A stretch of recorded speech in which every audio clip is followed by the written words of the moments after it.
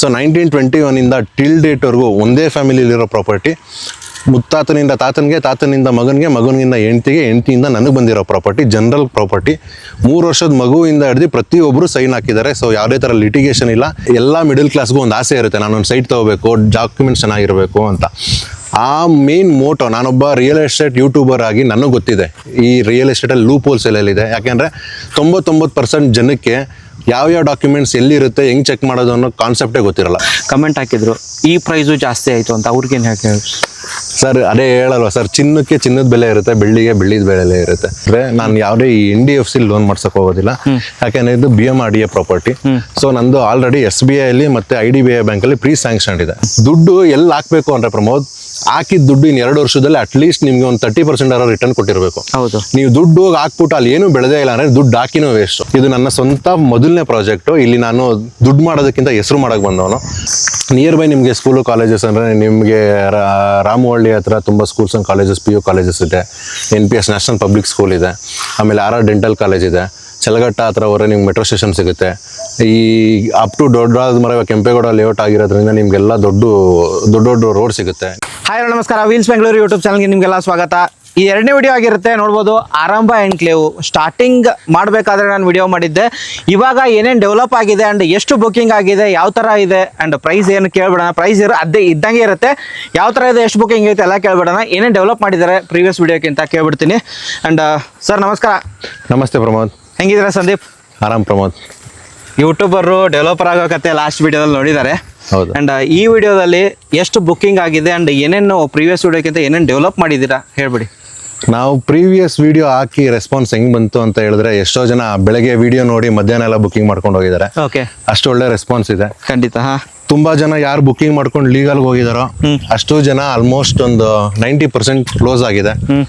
So ಇವಾಗ total 18 ಸೈಟಲ್ಲಿ ನಮಗೆ ಇನ್ನು ಉಳಿದಿರೋದು ಕೇವಲ ಒಂದು 7ರಿಂದ 8 ಸೈಟ್, ಎಕ್ಸಾಕ್ಟ್ ಆಗಿ 8 ಸೈಟ್ ಉಳಿದಿದೆ. 8 ಸೈಟ್ ಬುಕ್ಕಿಂಗ್ ಆಗಿದೆ. ಸೊ ನಾವು ಪ್ರೀವಿಯಸ್ ವಿಡಿಯೋದಲ್ಲಿ ನೋಡ್ಬೋದಾಗಿತ್ತು, ಗಿಡಗಳು ಹಾಕಿರ್ಲಿಲ್ಲ, ಪಾರ್ಕದ ಕೆಲಸ ಆಗಿರ್ಲಿಲ್ಲ, ಮತ್ತೆ ಕಂಬಗಳು ಬಂದಿರಲಿಲ್ಲ. ಇವಾಗ ಕಂಬಗಳು ಆಗಿದೆ, ಪಾರ್ಕದ ಕೆಲಸನೂ ಮುಗ್ದಿದೆ, ಗಿಡಗಳು ಬಂದಿದೆ, ಎಲ್ಲನೂ ಆಗಿದೆ. ಇನ್ನು ಕೇವಲ ಇರೋದು 2 ಕೆಲಸ, ಒಂದು ಪಾರ್ಕು, ರೋಡು ಮತ್ತು CA ಜಾಗನ ಪಂಚಾಯತಿಗೆ ರಿಜಿಸ್ಟರ್ ಮಾಡಿಕೊಟ್ಟು ಇನ್ನು ರಿಲೀಸ್ ಆರ್ಡರ್ನ ಇಸ್ಕೊಂಡು ಖಾತಾ ರಿಲೀಸ್ ಮಾಡ್ಕೊಂಡು ರಿಜಿಸ್ಟರ್ ಮಾಡ್ಕೊಂಡು ಒಂದೇ ಕೆಲಸ. ಅದು ಇನ್ನು ಕೇವಲ 30 ದಿವಸ ಒಳಗಡೆ ಮುಗಿದೋಗುತ್ತೆ. ಅದನ್ನು ಒಂದು ಮಾತು ಹೇಳ್ತೀನಿ, ಲಾಸ್ಟ್ ವಿಡಿಯೋ ಆಲ್ಮೋಸ್ಟ್ ನಾನು ಮಾಡಿ ಒಂದು 30 ಡೇಸ್ ಆಯ್ತು ಅನ್ಕೋತೀನಿ. 30 ಡೇಸಲ್ಲಿ ಇಷ್ಟೆಲ್ಲ ಕೆಲಸ ಫಾಸ್ಟ್ ಮೂವ್ಮೆಂಟ್ ಆಗಿದೆ. ಆ್ಯಂಡ್ ಇದೇನು ರೋಡ್ ಆ ಕಡೆ ತೋರಿಸಿ ಸರ್, ಇದೇನು ರೋಡ್ ಇದೆಯಲ್ಲ ಇವಾಗ ಜಸ್ಟ್ ಆಲ್ಮೋಸ್ಟ್ ಇನ್ನೊಂದು 15-20 ದಿನದಲ್ಲಿ ಮುಗಿಯುತ್ತೆ ಅನ್ಕೋತೀನಿ ರೋಡ್ ಇದು. ಆ್ಯಂಡ್ ಅದಲ್ಲದೆ ನೋಡ್ಬೋದು, ಈಗ ಆಲ್ಮೋಸ್ಟ್ 7ರಿಂದ 8 ಸೈಟ್ ಇದೆ ಅಂತ ಹೇಳ್ಬೋದು. 7ರಿಂದ 8 ಸೈಟ್ ಇದೆ. ಸರ್ ಸಂದೀಪ್ ಅಂತ ಹೇಳ್ಬಿಡ್ತೀನಿ. ಸಂದೀಪ್, ಈ ಕಡೆ ಹೋಗೋದಾದ್ರೆ ಯಾವ್ದು ನಿಯರ್ ಬೈ ಆಗುತ್ತೆ ಊರು? ಈ ಕಡೆ ನೀವು ಏನ್ ಪ್ರಮೋದ್ ನೀವು ನೋಡ್ತಿದ್ದೀರಾ, ಇದು ದೊಡ್ಡಾಲಮರದಕ್ಕೆ ಹೋಗುತ್ತೆ. ಪಕ್ಕದಲ್ಲಿ ಅಚನಹಳ್ಳಿ ವಿಲೇಜ್ ಅಂತ ಇದೆ. ಲೆಫ್ಟ್ ಅಲ್ಲಿ ನೀವು ನೋಡ್ಬೋದು ಮುದಿನಪಾಳ್ಯ ವಿಲೇಜ್ ಇದೆ. ಈ ಎದುರುಗಡೆ 60 ಅಡಿ ರೋಡ್ ಏನಿದೆ, ಇದು ನಮ್ಗೆ ಇನ್ನೊಂದು 1.5ರಿಂದ 2 ತಿಂಗಳೊಳಗಡೆ full 60 feet road, full concrete, normal road ಆಗುತ್ತೆ. 60 ಫೀಟ್ ಆಗುತ್ತಾ? 60 ಫೀಟ್ ರೋಡೇ ಇದು, ಬಟ್ ಕಾಂಕ್ರೀಟ್ ಆಗಿರ್ಲಿಲ್ಲ. ಇವಾಗ ಈ ಏರಿಯಾ ಕ್ಷೇತ್ರದ MLA ಬಂದ್ಬಿಟ್ಟು ಇವರು SD ಸೋಮಶೇಖರ್ ಅವರು ಇರೋದ್ರಿಂದ ಈ ರೋಡ್ ನ ತಾರ್ ಹಾಕಿಸ್ತಾ ಇದಾರೆ, ಫುಲ್ ರೋಡ್. ಸೊ ಇದು ರೆಡಿ ಆಗ್ತಿದೆ. ಸುತ್ತಮುತ್ತ ನೀವೇನ್ ಲೇಔಟ್ಗಳು ಇದೆ, ಪ್ರೀವಿಯಸ್ ಲೇಔಟ್ ಅಲ್ಲೆಲ್ಲ ನೋಡ್ಬೋದು ನೀವು. ಎಲ್ಲ ಸೈಟ್ಗಳು ಅವ್ರದೆಲ್ಲ ಫೆನ್ಸಿಂಗ್ ಹಾಕೊಂಡು ಮಾಡ್ಕೋತಾ ಇದಾರೆ. ಅದೊಂದು ತೋರಿಸ್ಬಿಡಿ, ಅಲ್ಲಿ ಫೆನ್ಸಿಂಗ್ ಹಾಕಿದ್ದಾರೆ ಸುತ್ತಮುತ್ತ. ಅಂದ್ರೆ ಇವಾಗ ನೀವು ತಗೊಂಡ್ರೆ ಇನ್ವೆಸ್ಟ್ಮೆಂಟ್ ಪರ್ಪಸು ನಿಮಗೆ ತುಂಬಾ ಮುಖ್ಯ ಆಗುತ್ತೆ. ಇವಾಗ ನೀವು ತಗೊಂಡ್ರೆ ಇನ್ನೊಂದು ಆಲ್ಮೋಸ್ಟ್ ಡೌನ್ ದ ಲೈನ್ 2ರಿಂದ 3 ವರ್ಷದಲ್ಲಿ ಡಬಲ್ ಆಗೋ ಚಾನ್ಸಸ್ ಇದೆ ಅಂತ. 2ರಿಂದ 3 ವರ್ಷದವರೆಗೂ ಕಾಯೋಂಗಿಲ್ಲ ಪ್ರಮೋದ್. ಯಾಕೆಂದ್ರೆ ನಾವು ಇವಾಗ ಏನ್ ದೊಡ್ಡಾಲದ ಮರ ಬಂದ್ವಿ, ನಾವು ಇಲ್ಲಿಂದ ಜಸ್ಟ್ 1.5 ಕಿಲೋಮೀಟರ್ ಇದೆ. ಹೌದು. ದೊಡ್ಡಾಲದ ಮರದಿಂದ ಇಲ್ಲಿಗೆ ಅಮ್ಮಮ್ಮ ಅಂದ್ರೆ ನಿಮ್ಗೆ ಹುಡುಕಿದ್ರು 1-2 ಲೇಔಟ್ ಸಿಗಲ್ಲ. ಯಾಕಂದ್ರೆ ಟಿಲ್ ದೊಡ್ಡಾಲದ ಮರ ಇವಾಗಲೇ BDA ನೋಟಿಫಿಕೇಶನ್ ಆಗಿದೆ, ನಿಮ್ಗೆ ಏನು ಸಿಗಲ್ಲ. ಸೊ ಈ ಮುದಿನಪಾಳ್ಯ ವಿಲೇಜ್ ಅಂದ್ರೆ ಈ ಜಾಗದಿಂದ ಜಸ್ಟ್ ಒಂದು 500 ಮೀಟರ್ ಹೋದ್ರೆ, ಅರ್ಧ ಕಿಲೋಮೀಟರ್ ಹೋಯ್ತು ಅಂದ್ರೆ ನಿಮಗೆ KHB ನೋಟಿಫಿಕೇಶನ್ ಆಗೋಗಿದೆ. ಸೊ ಇನ್ಯಾವುದು ಲೇಔಟ್ ಮಾಡಕ್ ಜಾಗನೇ ಇಲ್ಲ. ಜಾಗ ಇವು ಸಿಕ್ಕಿದ್ರು ಇನ್ನೆಲ್ಲ ಗ್ರೀನ್ ಝೋನು, ಇಲ್ಲ SC ST ಕ್ಯಾಟಗರಿಗೆ ಸೇರಿದ ಜಾಗಗಳು ಇರುತ್ತೆ.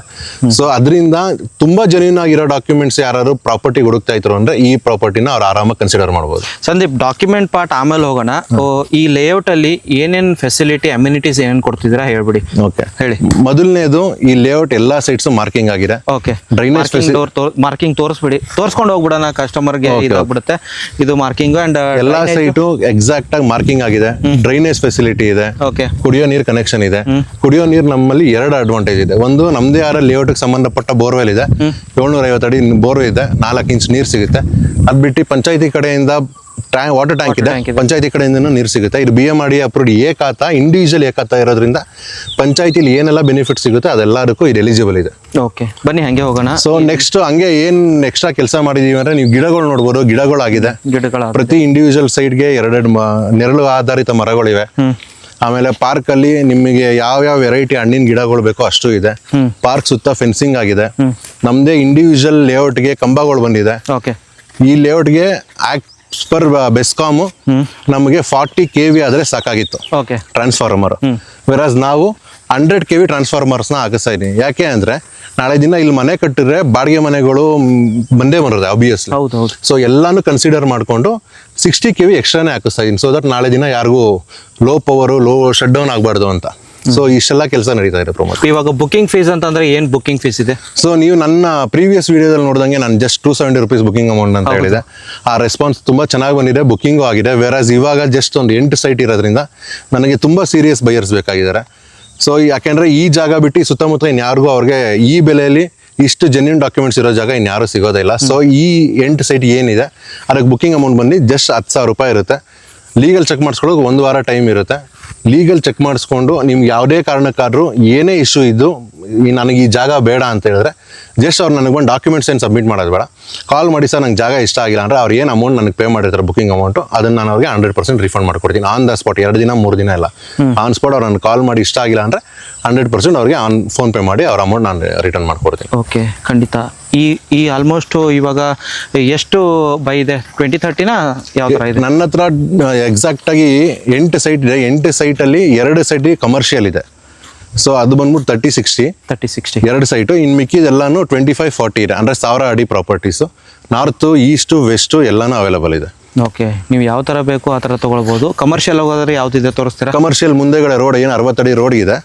ಸೊ ಇದೆರಡು ಪ್ರಾಪರ್ಟಿ ಬಂದ್ಬಿಟ್ಟು ನಿಮಗೆ ಕಮರ್ಷಿಯಲ್ ಆಗುತ್ತೆ. ಓಕೆ, ಮುಂದ್ಗಡೆದು ನಿಮಗೆ ಅದು added advantage. In case 60 feet road ಆದರೆ ಅದು ನಿಮಗೆ ಆರಾಮಾಗಿ ಕಮರ್ಷಿಯಲ್ ಶಾಪ್ ಹಾಕೋಬೋದು. ನೀವು ಕಟ್ಟಬೇಕಾದ್ರೆ 2 ಶಾಪ್ ಹಾಕೊಂಡ್ರು ಕೂಡ ನಿಮ್ಮ ಫ್ಯೂಚರಲ್ಲಿ ಇನ್ಕಮ್ ಬರುತ್ತೆ ಅಂತ ಹೇಳ್ಬೋದು. ಇದೇ ರೋಡ್ ಬರುತ್ತಾ?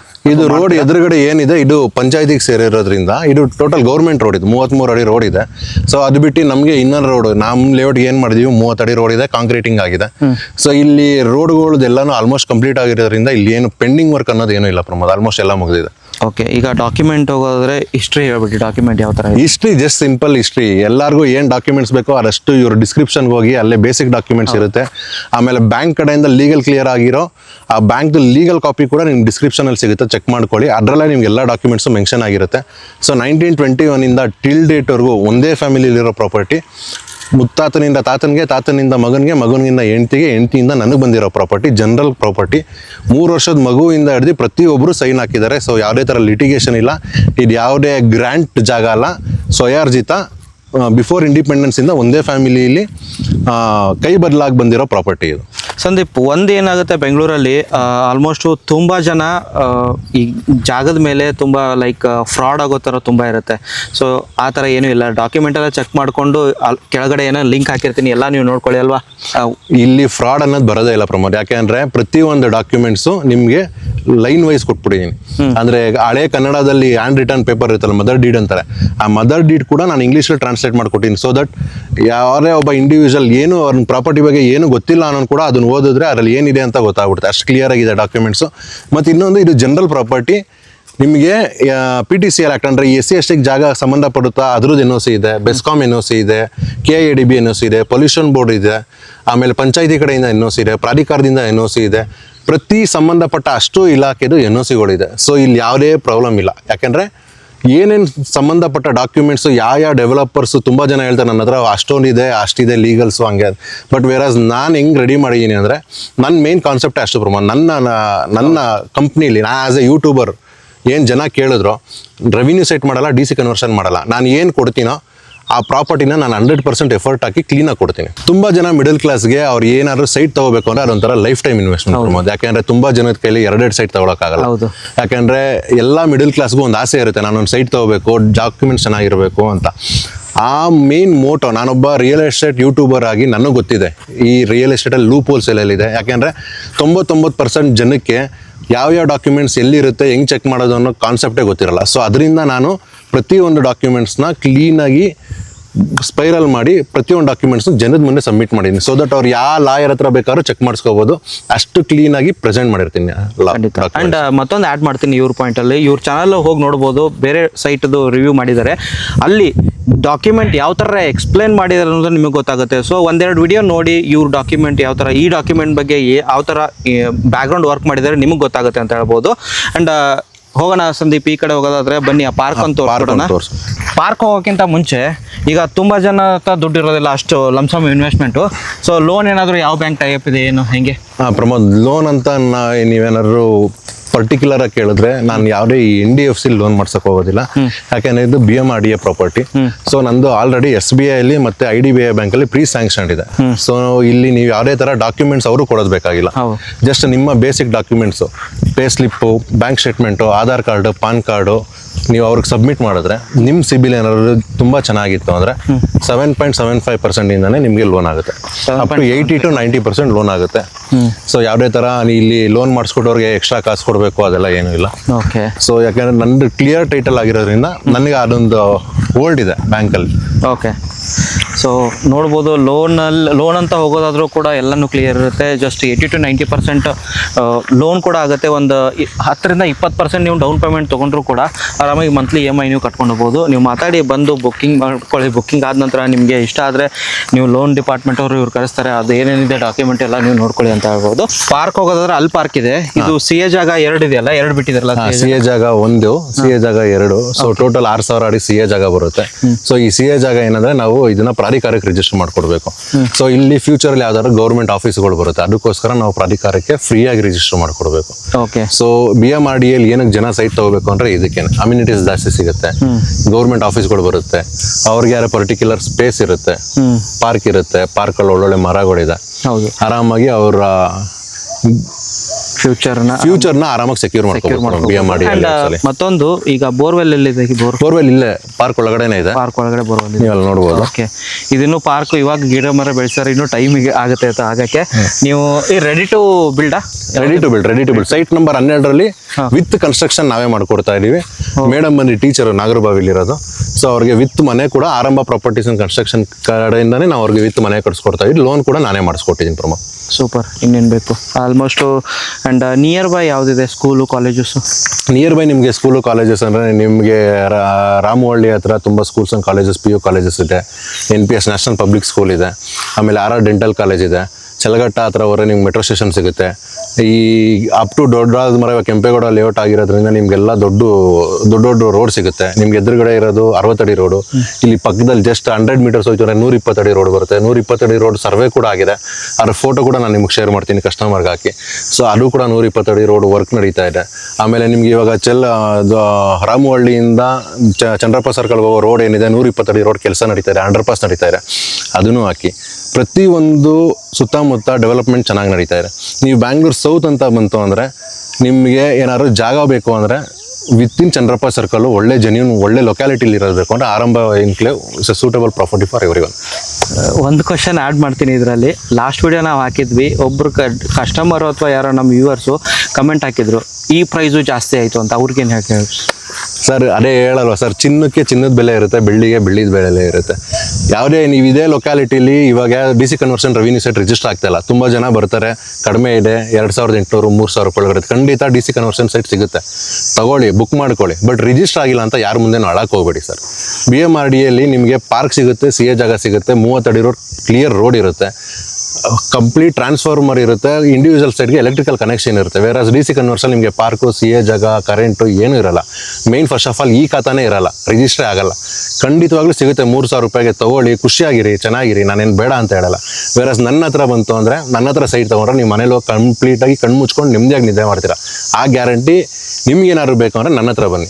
ಇಲ್ಲ ನನಗೆ ಇನ್ನೂ ಕಡಿಮೆಗೆ ಸಿಗುತ್ತೆ ಅಂದರೆ ಖಂಡಿತವಾಗ್ಲೂ ಬೇರೆ ಕಡೆ ತಗೊಳ್ಳಿ ಸರ್, ನನಗೆ ಏನು ಪ್ರಾಬ್ಲಮ್ ಇಲ್ಲ. ಅದೊಂದು ಸಡನ್ ಆಗಿ ಥಾಟ್ ಬಂತು, ಅದನ್ನ ಕ್ಲಾರಿಫಿಕೇಶನ್ ಅಲ್ಲ ಕೇಳೋದ್ರಲ್ಲಿ ತಪ್ಪಿಲ್ಲ. ಯಾಕಂದ್ರೆ ಜನಕ್ಕೂ ಅಷ್ಟೇ ತುಂಬಾ ಜನ ಕನ್ಫ್ಯೂಷನ್ ಇರುತ್ತೆ.